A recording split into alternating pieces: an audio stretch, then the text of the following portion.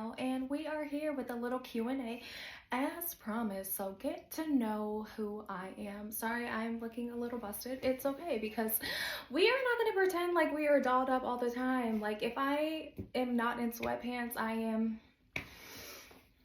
I'm sleeping. Anyways, so here we are with the little Q&A. As you guys know, if you haven't seen already, I have been dropping this anonymous link on Instagram. So if you haven't seen it, make sure you go check out my stories at In Bed with Danny. I would do it frequently because I want to do these videos with you guys at least once a week. Let's be realistic, once a week. So drop your questions because I am going to start answering them. So to answer this question, I think I struggled with this for a while. I think often when people are asking me about things that I regret, they're typically talking about like my divorce, they're talking about my time in the porn industry, whatever the case might be.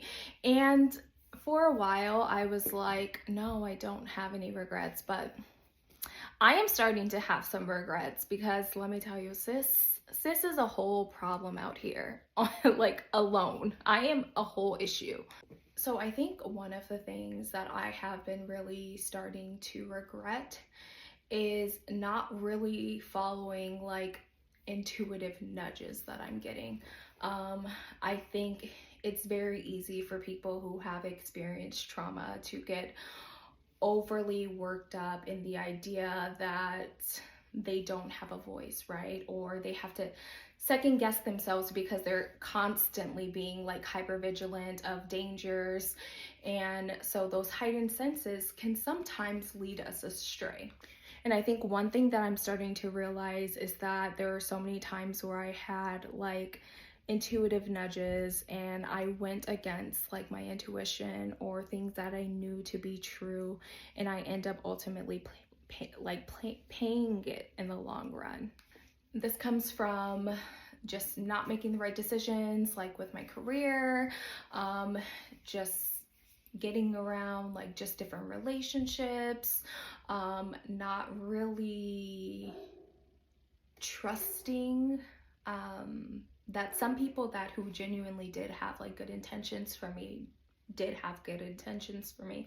And I think because I'm also a very isolated person, so when I'm going through things, I tend to just kind of collapse a little bit, just shut the world off, and I just know that is something that I'm trying to work on doing. So I think that is one of my biggest regrets in not always fully communicating with people in my life, what is happening, bringing them into my environment rather than pushing them away.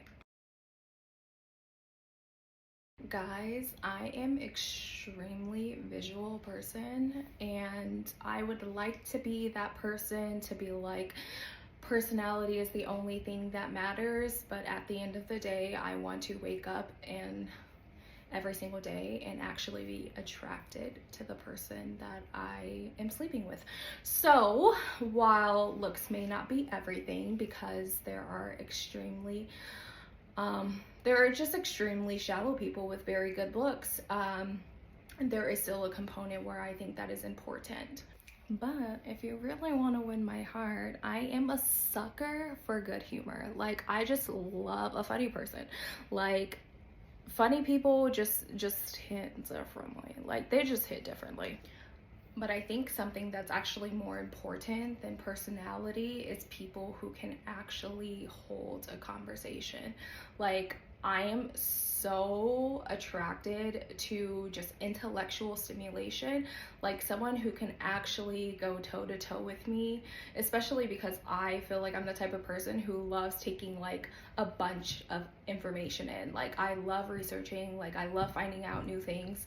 So if someone can actually go toe to toe with me and like with whatever bizarre thing I'm blurting out, is actually more attractive to me. But I also like to learn too, so like that person has to actually have the ability to teach me something as well, because I love learning about new things. So aside from just personality, please step up your communication skills, because if you want to keep my interest, then you then you have to know how to talk. So this question I actually get often, because sometimes I do ask a question in Instagram stories, and yes, I have every desire to be married again. I actually never wanted to get divorced, but you know, life has other plans for me, and I can own that. And like I said, me and my ex-husband are fantastic co-parents. We are really decent friends, which is all that I could wish for. But I do have a desire to get married. And not only do I have a desire to get married, like I just believe in like everything that marriage is. Like I just love the covenant between man and woman, like, and how it like represents who God is, and just the submission and the leadership and the taking care of, and just like really knowing that like someone like not only has your back but is willing to like go through war for you. And so I am looking forward to just getting to that place in my life. Obviously I'm not there yet, but maybe what time we will get there. I was in a long distance relationship for a really long time. And I think that just unfortunately poses so many different challenges in general. You know, whether like communication styles, especially if they live in a completely different time zone as you, workload, life balance, what does it look like for actually closing the gap? And unfortunately, we just never got to that place.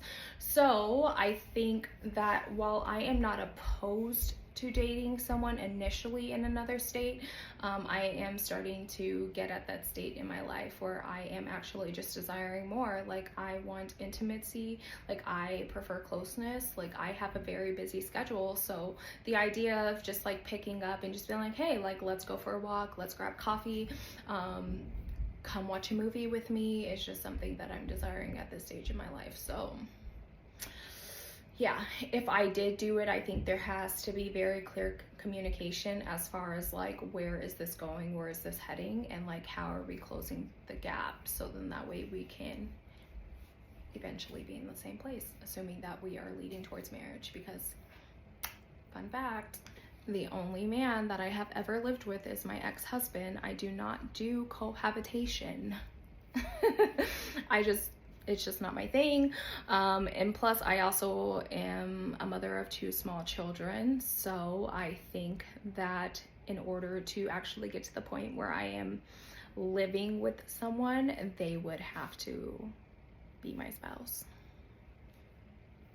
Well, that is all of the questions that I have for this week. Make sure you stay tuned. You could always send me a DM on Instagram as well, at inbedwithdani, DANI, and we will be back next week with more questions.